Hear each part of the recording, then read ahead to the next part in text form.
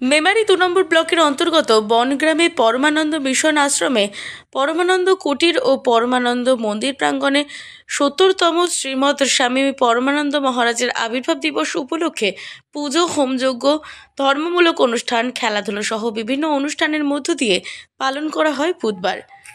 প্রত্যেক বছর ২৫শে ডিসেম্বর স্বামী পরমানন্দজির আবির্ভাব দিবস পালন করা হয় বনগ্রাম আশ্রমে। দুপুরে প্রায় ১৮,০০০ ভক্ত বসে খিচুড়ি প্রসাদ গ্রহণ করেন। এসছেন কি কারণে এসছেন?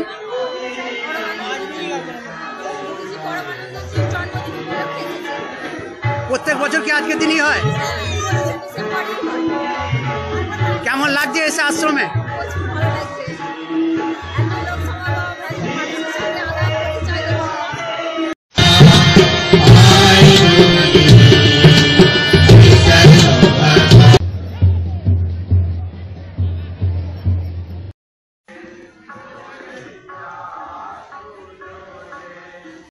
আজকে বনগ্রাম আশ্রমে পরমানন্দ আশ্রমে এসেছি।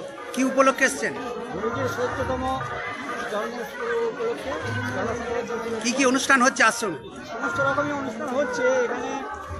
মোটামুটি পিতাপাঠ থেকে চণ্ডীপাঠ, তারপরে পাশাপাশি এই পরমানন্দ মিশনে বিভিন্ন সেবামূলক কার্য হয় বলে জানালেন আশ্রমের মাথাধ্যক্ষ। ভেদাভেদ ভুলে গিয়ে মানুষ নিজের পূর্ণতা অপরেরও পূর্ণতা লাভে সহায়তা হবে। নদীগুলোর উৎস আলাদা আলাদা, কিন্তু গিয়ে সব তো মিশছে সাগরে। সেরকম সব ধর্মের উৎস আলাদা আলাদা আছে। হ্যাঁ, ভাব, art of life, art of living আলাদা, কিন্তু সমস্ত ধর্ম মানে সেই এক ব্রহ্মতেই মিলিত হচ্ছে। তাই যে কোনো ধর্ম ছোট নয়, বড় নয়, যে কোনো ধর্মের মধ্যে দিয়ে মানুষ পূর্ণতা লাভ করতে পারে। এইটাই স্বামীজির এই বাণীটাই আমরা।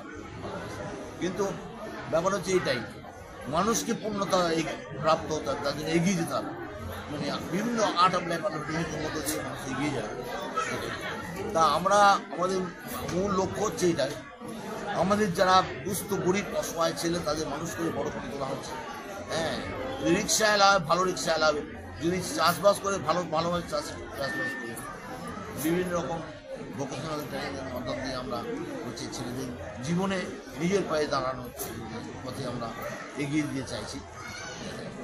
আর হচ্ছে এই সব কিছু মূল লক্ষ্য হবে এইটাই যে ঈশ্বর যেন আমাদের লক্ষ্য। আমরা ঈশ্বর বা ধর্ম যার দ্বারা জগৎ চলছে, যিনি সব কিছু চালাচ্ছেন, তাকে যেন কখনো ভুলে না যায়। তাই ভগবান কৃষ্ণ যেমন বলেছেন যে হে অর্জুন, তুমি কর্ম করো, আর আমাকে সাথে করে নিয়ে কর্ম করো, আমাকে বাদ দিয়ে যেন কর্ম করো। মহারাজের যে পরমানন্দ মহারাজ ছিলেন, ওনার কোনো কিছু বাণী একটু বলুন। এইবারে ওনার বাণী হচ্ছে যে এটাই, যে মানে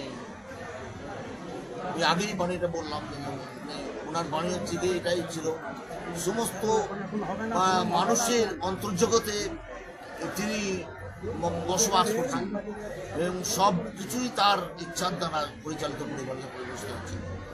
যিনি সমস্ত কিছুকে ধারণ করে আছেন সেই ধর্ম। মেমারি থেকে মৃত্যুঞ্জয় যশের রিপোর্ট, আনন্দ বার্তা।